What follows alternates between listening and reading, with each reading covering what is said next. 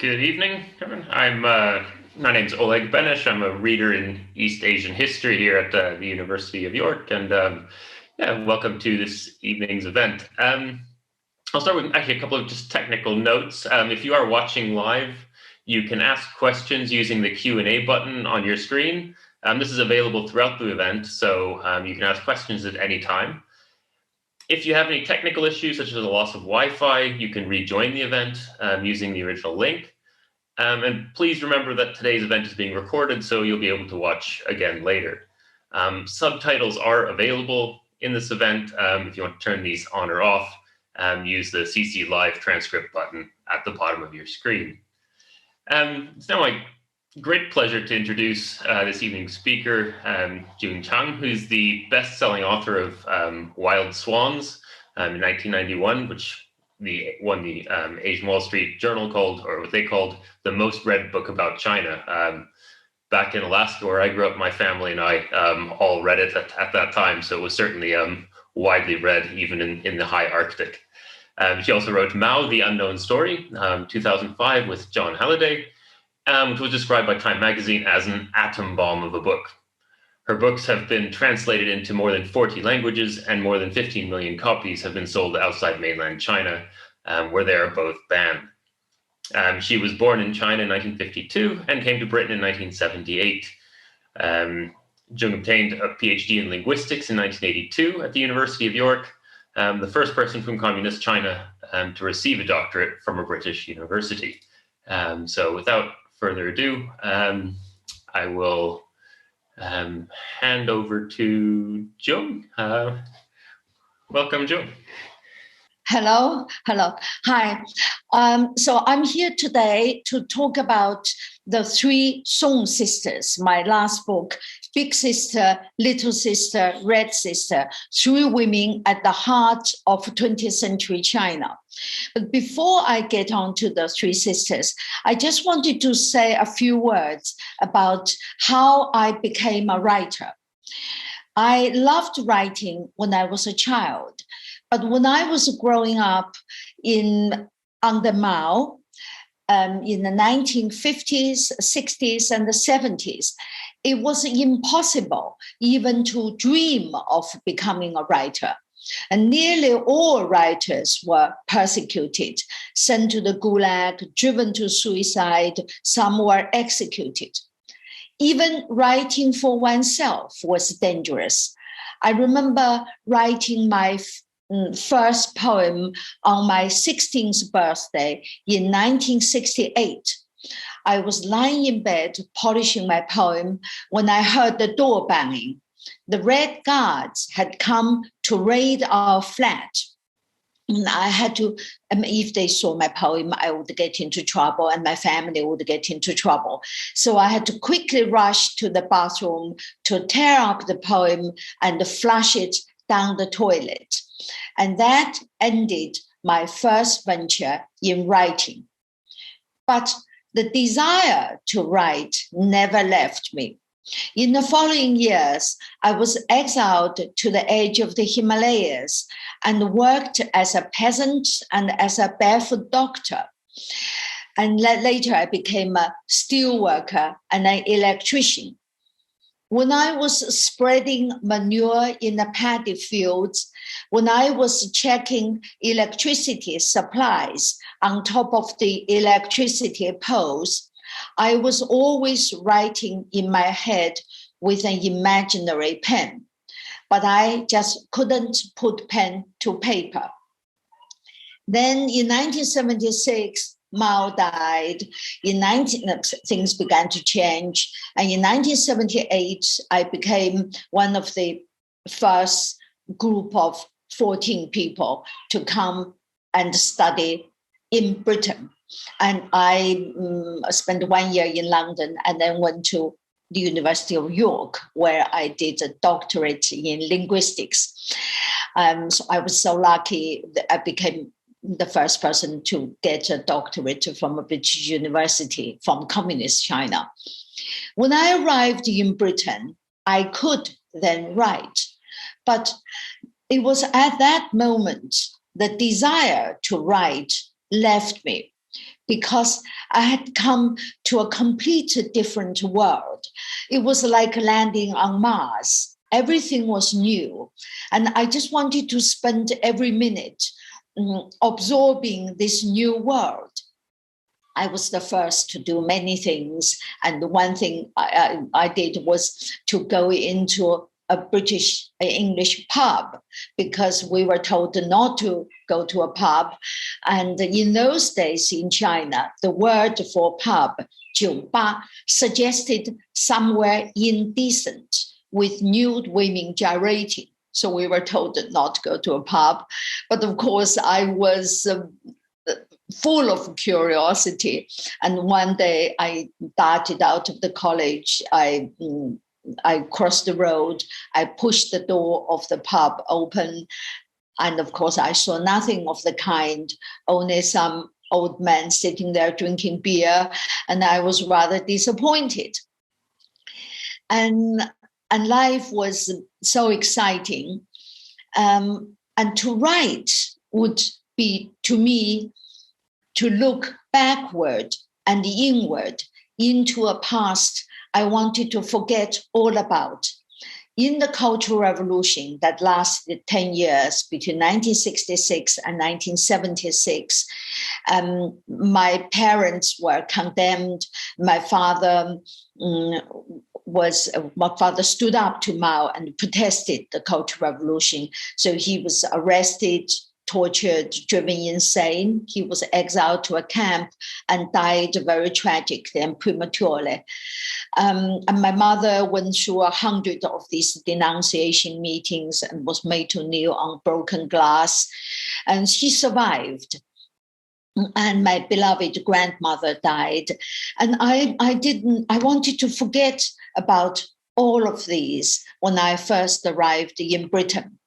And so I didn't want to write. I just wanted to enjoy life for 10 years.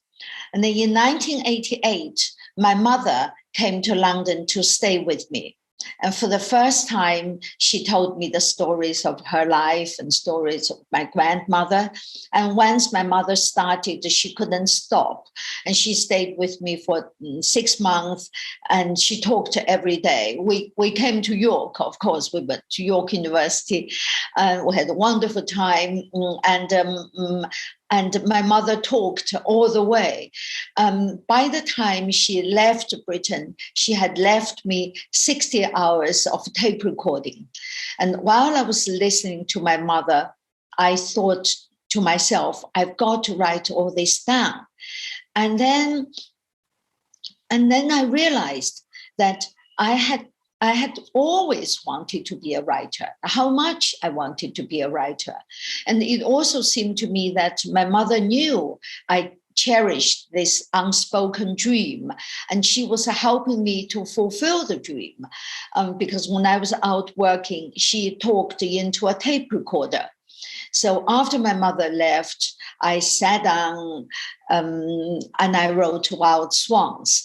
And Wild Swans was first published in 1991, 30 years ago, and it changed my life. I became a writer. And after that, I wrote a biography of Mao with my husband, John Halliday. And then I wrote a biography of Empress Dowager Cixi, the last great royal ruler of China, who brought medieval China into the modern age. She was the woman who started China's modernization. Now, after I wrote the biography of Cixi, I had this question, because Cixi, before her death, in 1908, her last project was to turn China into a constitutional monarchy on the British model. And then she died, unfortunately. But 40 years later, Mao took power and plunged China into a totalitarian abyss. And what happened in those 40 years? Now, the three Soong sisters and their husbands Sun Yat-sen, the so-called father of China, because he was the first person to advocate republicanism, and Chiang Kai-shek, the ruler of China before Mao, who was driven by Mao into Taiwan. And their stories are the stories of these 40 years between Cixi to Mao, and much more, because the three sisters lived very long lives, and their stories were really the stories of the whole of the 20th century China, modern China, seen from people who are very close, who are at the center of power. Now, here are their stories. Okay, this is the cover of my book. And sitting in the middle is their mother with the big sister, Ei-ling, and the red sister, Ching-ling, who's wearing a hat behind her. And their mother came from an extraordinary family because her ancestors were the first Christians in China. And the area in Shanghai was named after her family. And their father, the Soong sisters' father, Charlie Soong, also had an extraordinary life. He went to America as a sort of a coolie in the late 1870s, but he ran away and ended up in the American South, where he was converted by the Methodists, and he became the first Chinese to be converted by the American Southern Methodists. And he was in America for 7 years and then went back to China as a preacher. But then he left his job and became a businessman, a successful businessman. And he made lots of money. And with the money, he most wanted to give his children an American education, his 3 daughters as well as 3 sons. His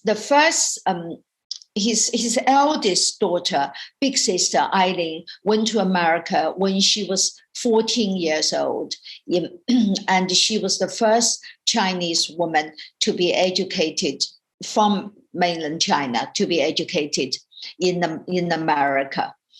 And the other sisters followed. And this is the middle sister, Ching-ling.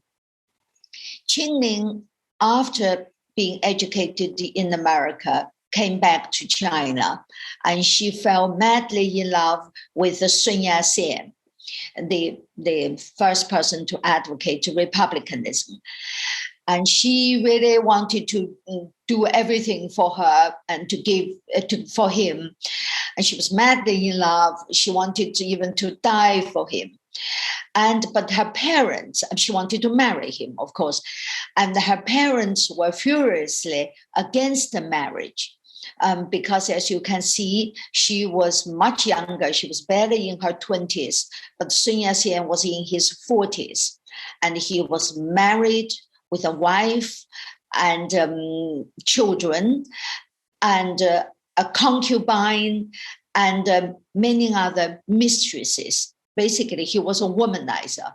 So Ching-ling's parents locked her up in her room upstairs in their house in Shanghai. But she climbed out of the window and boarded the ship to Japan to marry him. But she was soon disappointed because he was somebody who only cared about his power. And what he most wanted was to become the first, what he called the grand president of China. And for this, he would do anything. And in 1922, the couple was surrounded by Sun Yat-sen's political enemies. And she offered to stay behind to cover his escape. So he left.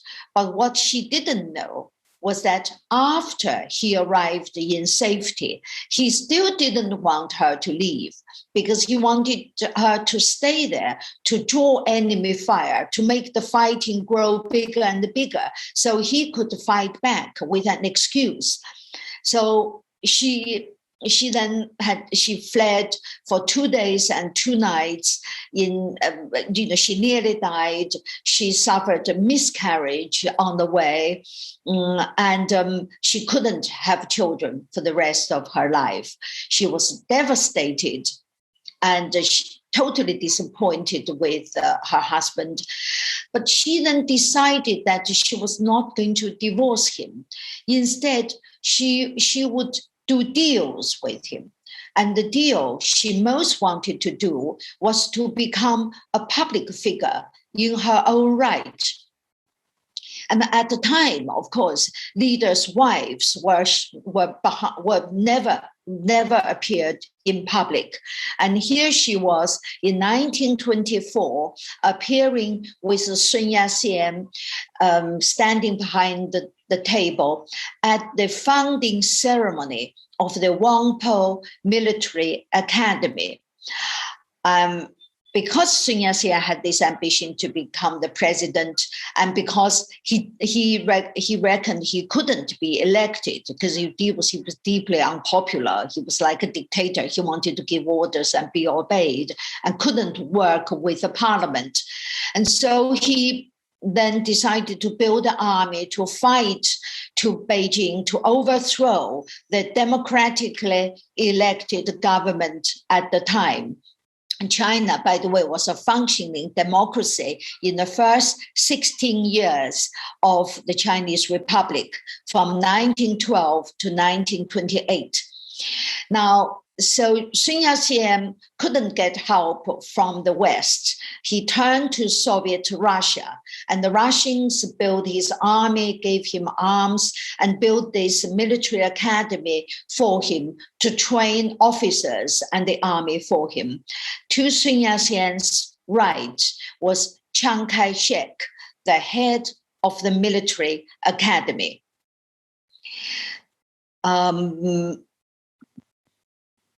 Now, Sun Yat-sen died in 1925.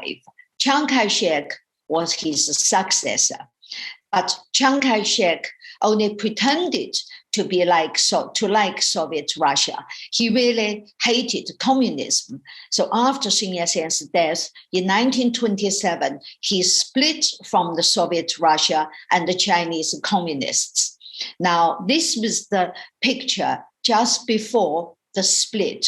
And this is the last picture of the 3 sisters really happy together, with the big sister Ei-ling sitting in the middle and little sister May-ling and red sister Ching-ling in a dark gown behind her. Ching-ling was called the red sister because she had been converted by the Soviet advisors into a Leninist. And so she, during the split, and she went with the Russians, and the other 2 sisters went with Chiang Kai-shek. And May-ling, little sister, married Chiang Kai-shek in December 1927. And this is the Chiang Kai-sheks on honeymoon. But little sister May-ling soon realized that life with Chiang Kai-shek was not what she had imagined.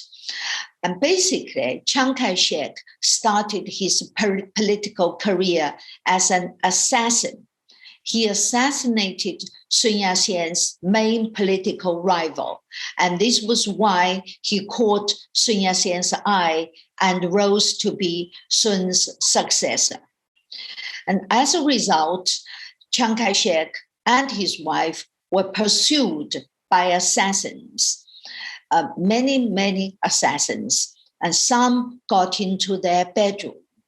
And as a result of these attempts, May-ling suffered a miscarriage and could never have children like her sister. And so she sank into a depression for 7 years. Chiang Kai-shek loved his wife and wanted to pull her out of depression. So in 1932, he gave her a birthday present, a necklace. But as you will see, this is no ordinary necklace. And it encircled a whole mountain. The chain of the necklace is made up French pine trees, which Chiang Kai-shek had imported.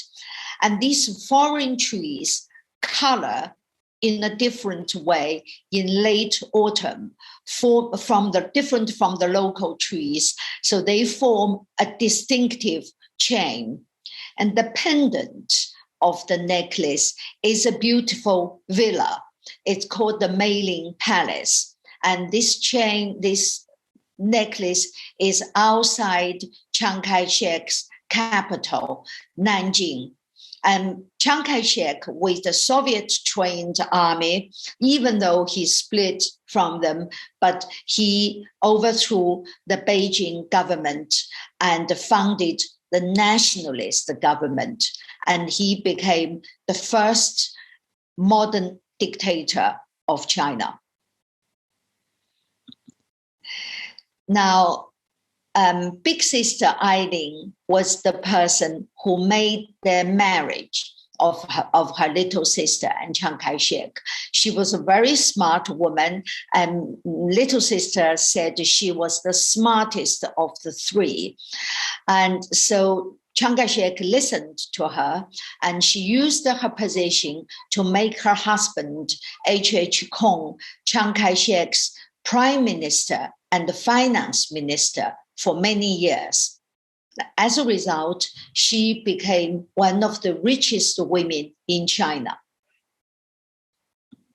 That's she, Ei-ling, with her husband, H.H. Kong. And meanwhile, Ching-ling, the Red Sister, went into exile in Soviet Russia. Here she is in the Caucasus with her fellow exiles. The man to her left is somebody called Deng Yanda, who wanted to form a third party in China, different from the communists and the nationalists. And actually, Deng Yanda was a very charismatic man with leadership qualities. And Stalin was very taken with him, had a long talk with him, and wanted to make him the leader of the Chinese Communist Party. But he declined. He said he didn't even believe in communism. And that's how Stalin then made Mao the leader of the Chinese Communist Party.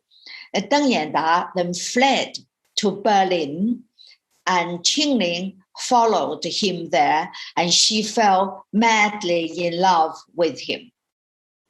And Deng Yanda then went back to China to form his third party, and he became the most dangerous enemy of Chiang Kai-shek. So Chiang Kai-shek had him secretly arrested and executed in 1930, I'm sorry. And Ching-ling was devastated. She hated Chiang Kai-shek for political and personal reasons. And she wanted to dedicate her life to bring down Chiang Kai-shek, to help Mao and Stalin to bring down Chiang Kai-shek, even if this meant the destruction of her whole family and her sisters.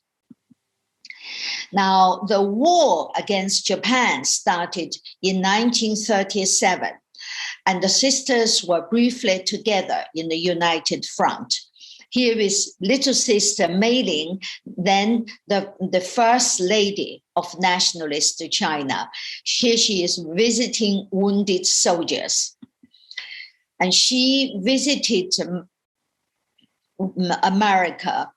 She made a triumphant visit in America.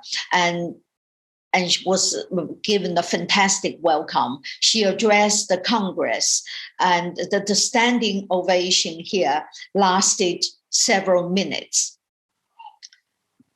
And here she was at Hollywood Bowl, and the welcoming crowd was 30,000. And she was sitting there with a bouquet on her lap. The man to her right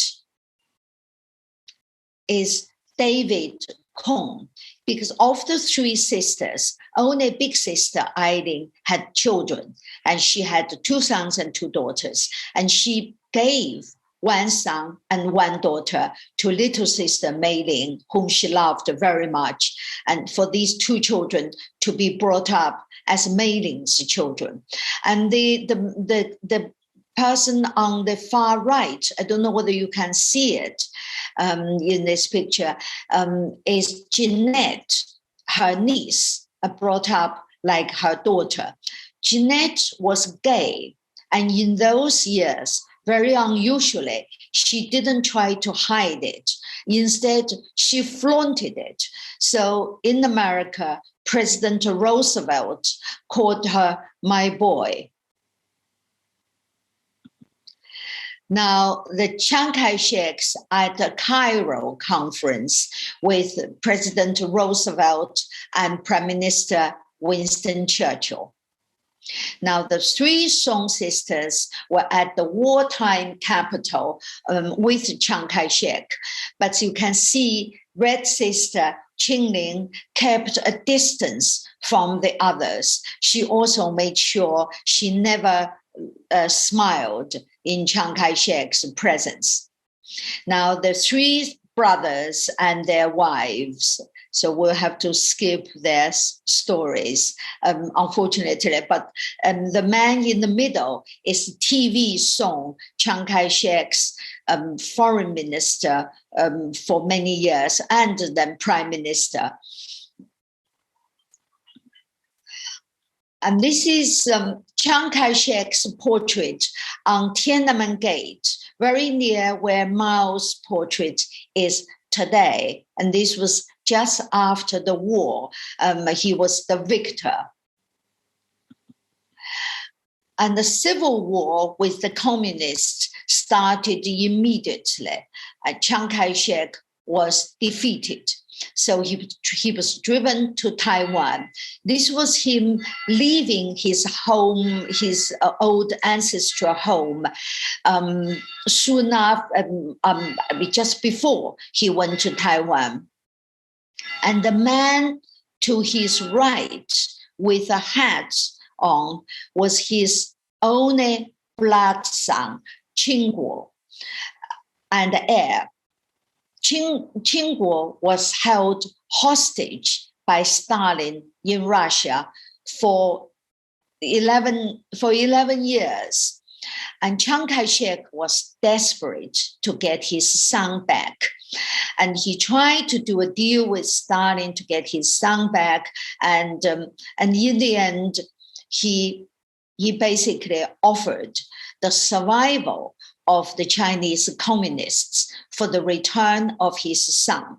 So in the 1930s, particularly during the Long March, when he could have wiped out the communists, he let them go. So as a result, he lost China, he lost mainland China, but he got his son back. And after he died in Taiwan in 1975, Qingguo became his successor and the ruler of Taiwan. It was he who set Taiwan on the road to democracy, which it is today. The Chiang Kai-sheks in Taiwan eating under Chiang Kai-shek's portrait. Now, Red Sister Ching-ling standing on Tiananmen Gate with Mao, she's the shorter woman with a hat on. Zhou Enlai, the prime minister, to her right, and to Zhou Enlai's right, Deng Xiaoping, the post-Mao paramount leader. So that's how high Red Sister rose in communist China. She was Mao's vice chair. And here she is, the shortest person in the lineup of the leaders at Mao's memorial service in 1976. You might notice these gaps in the picture. They are actually, they were the gaps left by the Gang of Four, the four of Mao's assistants, led by Mao's wife. And when this gigantic memorial service was held, the Gang of Four were very much the leaders of China. But by the time the picture was published, they had gone to prison. And there was nothing the editor could do but to erase them, leaving these conspicuous gaps. And you may wonder what Elvis is doing with the three sisters. Well, the lady in the picture with him is Deborah Paget, the leading lady of Elvis's first film, Love Me Tender. And Elvis proposed to her, but she turned down the king and married Ei-ling's youngest son, Louis. And this is me with Deborah Paget. So I interviewed her, and in the picture was Deborah and Louis' son, Greg. And Greg now is the only heir of the three sisters. Now, May-ling, little sister, around age 100, and she lived to see 3 centuries, and died at the age of 105. Okay, so that is briefly the story of the sisters. Thank you. Yeah, thank you so much. That was fascinating. It's such a great story, and I think, how these very personal stories and these kind of, to the extent that they're allowed private lives, especially later in life, and how those are interwoven with kind of the national and multinational stories and these kind of grand political narratives is just fascinating. And I think while we're kind of gathering questions in the Q&A, I just had one which struck me as I'm looking at these wonderful photos that you're showing. And after a certain point, there are very few of any of them together. And I was just wondering, roughly when is the last time that the 3 of them are actually together? In the 1940s, during the United Front, during the war against Japan, there is a photo of which is, I believe, is the last photo of them together. It's in the book. I didn't use it for the slides. But the really happy picture, of the genuinely happy picture, were the 3 sisters before the split of the communists and the nationalists in 1927. And afterwards, basically, they espoused the different and antagonistic political camps, and which were destroying each other. And so they were, but, they remained personally very fond of each other. And in the book, I described how they were, during the Civil War, when, millions of troops were involved. And the sisters, Chiang Kai-shek's wife and Mao's vice chair were exchanged ginger cakes and cheese crackers, crabs, whatever. They were genuinely fond of each other. But it was also very politically calculated, because Chiang Kai-shek derived his legitimacy from Sun Yat-sen. Sun Yat-sen was particularly revered by the nationalists as the father of China. And the Red Sister happened to be married to Sun Yat-sen. And of course, Red Sister Ching-ling owed her survival to her little sister, Madame Chiang Kai-shek, because Chiang Kai-shek's intelligence man tried several times to assassinate her. And while she was living in Shanghai, right under Chiang Kai-shek's nose, and they didn't, ultimately Chiang Kai-shek vetoed these attempts. So she was able to survive. So their relationship was fascinating, both personal and political, both antagonistic and amicable. Oh yeah, no, it's just family relationships on a grand scale. Anyway, look, I've got a question here from Kim, who asks, "So, what other biographies do you think you'd like to tackle next?" Yes. Well, no, I don't know. I'm really in a difficult position, because I think with my three biographies after Wild Swans, which Wild Swans is a personal story, and after that I wrote a biography of Mao, Cixi, and the three sisters, and Chiang Kai-shek and Sun Yat-sen, and I realized that I basically have done a kind of a trilogy of modern China and its main characters, from the founder, Empress Dowager Cixi, to Mao's death, and covering even Taiwan in the post-Chiang Kai-shek democratic Taiwan. And so it's very difficult. I'm just waiting to see. I'm waiting for inspiration. I welcome suggestions. Taking requests. But yeah, there's quite a few comments saying, yeah, thank you, and what a fascinating story this is. And there are a couple of questions which I might kind of put together from a couple of people, which are asking kind of about kind of the documentary evidence that kind of survives, what kind of sources you're using, and is it mostly oral testimony that you're basing the work on? We saw a photo of you there with some of the heirs, and what kind of things survive, and what kind of things are you able to use? Lots, and also not. Oral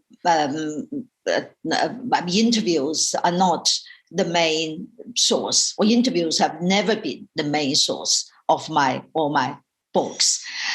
Even though I interviewed my husband, and I have interviewed all, surviving in the 1990s when we were doing the biography of Mao, we interviewed everyone who was interested in the modern Chinese history, and the foreigners who knew Mao, and so on. We spent 12 years writing that book, the biography of Mao. Now, coming to the sources of this book, I'm actually extremely lucky, because the sources are mainly in America and in Taiwan, and some in the mainland China have even been published.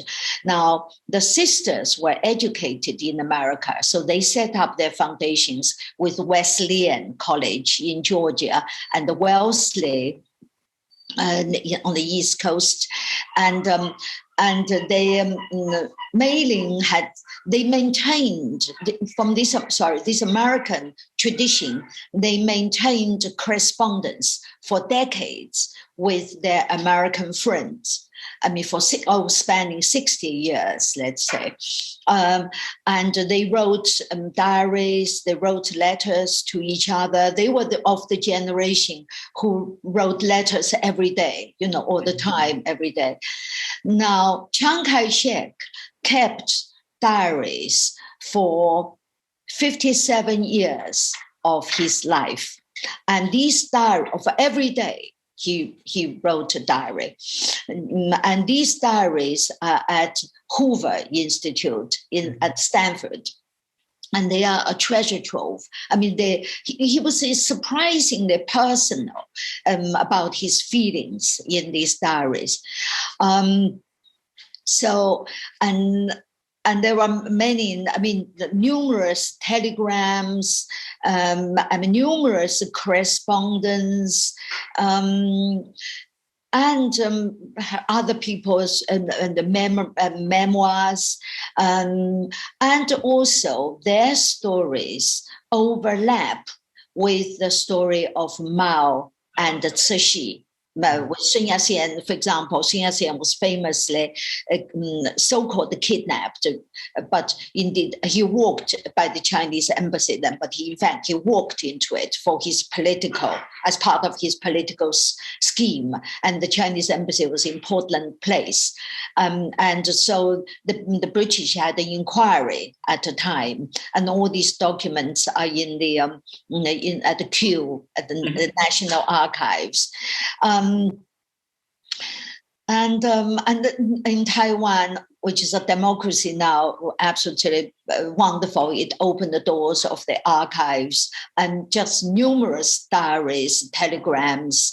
Well, I think a friend said this. Well, I hope that it's not boasting. I mean, I feel I was like a vacuum cleaner. She said, you hoovered in everything. I mean, I like to be thorough. I enjoyed my research. I enjoyed looking at archive documents.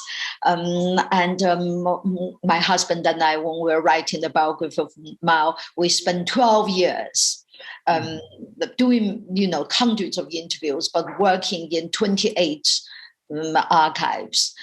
12 years of our full time. So basically, these are every word, every description down to their clothes, their hair, they have a reference. And so, okay, that's about the research. Yes. No, actually, I mean, because you mentioned I guess, the enjoyment of that process. And I mean, it relates to one of the questions that came through, which is something I'm a bit curious about as well, is, I mean, which of the sisters do you relate to most? I mean, as we're writing biography or this sort of thing, we always, sometimes we empathize with the people we're writing about, and sometimes, we don't necessarily feel that way, but, we can't help but create some kind of connection. So, I mean, this question about, which do you relate to the most? Well, I mean, you see, of my books, I mean, the sisters, these three women, were people I felt most detached from. I mean, when I was writing the biography of Mao, I realized just how evil he was. I was full of shock. And even though I lived under him, I knew his rule, but I was still, I couldn't help, feeling totally revolted by this man. And then when I wrote about the Empress Dowager Cixi, and I became very sympathetic with her, and because she had a very bad reputation. She was supposed to be arch-conservative, cruel, and all China's problems were due to her, because she ruled China on and off for half a century. But then I realized it was far from that. She was actually a very enlightened modernizer, and she was the first person who banned foot binding. So I felt much sympathy with her. But the three sisters, they are such figures. I mean, they are deeply flawed characters. There are moments of admiration. For example, a moment of sympathy. For example, when Ching-ling was madly in love with Sun Yat-sen and he wanted to die, for him. And I felt sympathy towards her. And then little sister May-ling was a very brave person. And when Chiang Kai-shek fled to Taiwan, she was actually not with Chiang Kai-shek. She wanted to leave Chiang Kai-shek. She had wanted to leave Chiang Kai-shek for a long time, and she thought this was her chance. So she was in America, in New York. But then she was in torment because, to abandon your husband at this crisis moment was bad form. this would be a propaganda coup for the communists. So then she joined Chiang Kai-shek at the beginning of 1950. So from then on, whenever Taiwan was in trouble, like Mao threatening to attack Taiwan, she would fly from America to Taiwan to be with her husband and Taiwan. But when Taiwan was doing okay, she flew back to New York to lead her life. She was a woman. Chiang Kai-shek was going to live or die with Taiwan. To prevent, not to surrender Taiwan to the communists. And she was prepared to do that too. Mm-hmm. So these are moments, but in general, May-ling was also was a woman who was addicted to luxury. She had, when she was living in New York, she had these servants from Taiwan, and at one time the number of servants reached 37. May and Ching-ling, of course, then as Mao's vice chair, she collaborated with the communists so they are, my emotions, there were ups and downs. And so I can't pick anyone who I identify with. It's fascinating. There's a question here, which I think maybe relates to that. The books you've written and kind of your own story as well, where there's a question here, do you think that women have been especially important in the making of modern China, perhaps more than in some other societies? Women? Yes. Well, modern China started with a woman, but not the sisters, but with Empress Dowager Cixi, whose biography I wrote before this book. She was a low-level concubine. I did a lot of research about her, and I realized that she was the person. She doesn't have this good reputation. She was maligned for over 100 years. But everything modern in China started with her. And what is more, her last project was to turn China into a constitutional monarchy, was democracy. So the transition between her regime to the first 16 years of the Republic up to 1928, when Chiang Kai-shek seized the power. In this period, the transition was extraordinarily smooth, and China was basically practicing democracy. And those years were the golden years of 20th century China. The art, all the literary and artistic and scientific giants of China came from that period.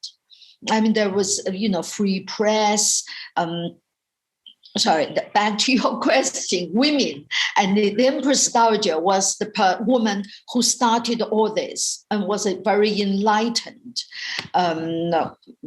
enlightened autocrat, you might say, but she was prepared to give up the power of her dynasty.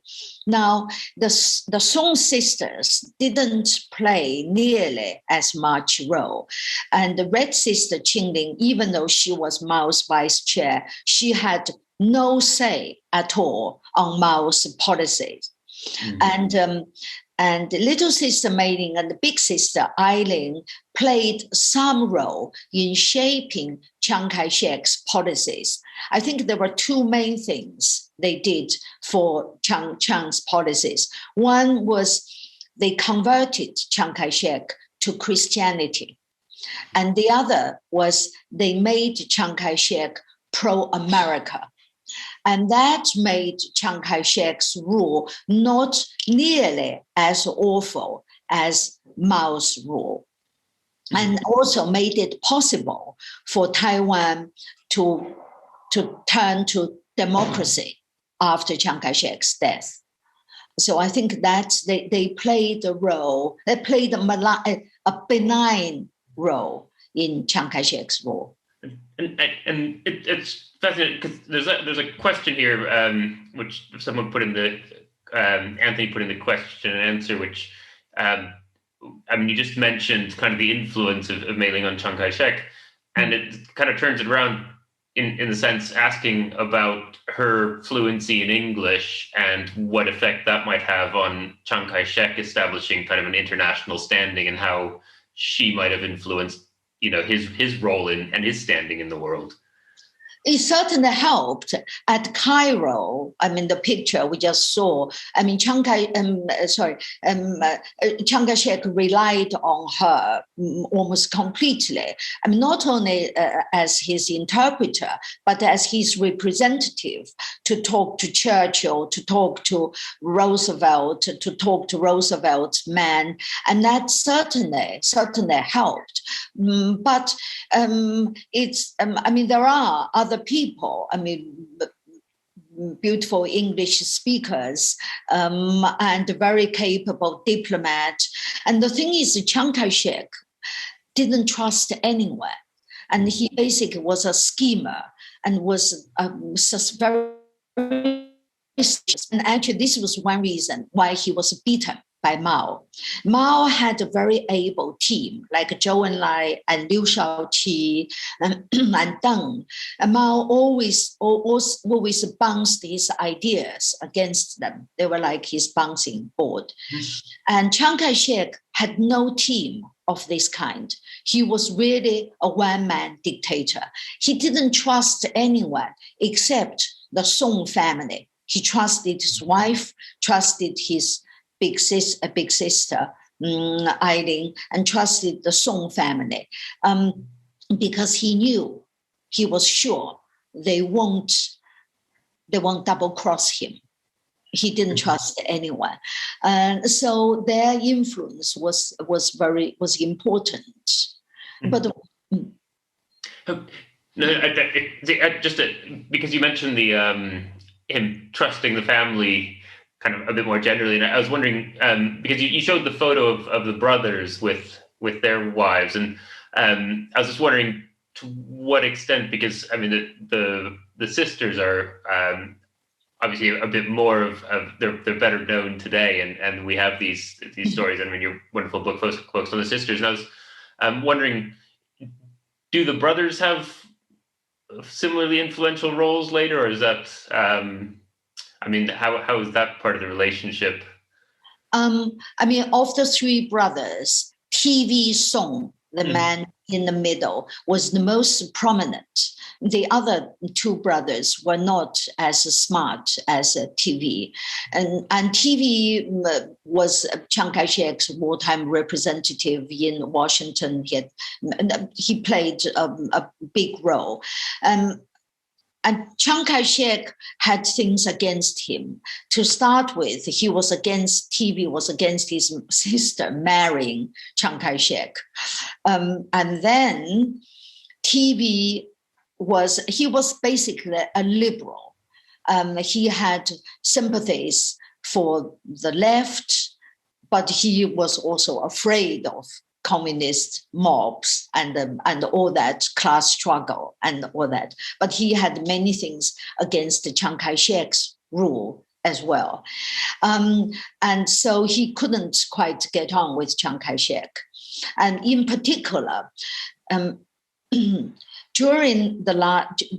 soon after the Civil War started, TV and the big sister and the little sister and Chiang's wife realized that Chiang Kai-shek couldn't make it because he wasn't that able.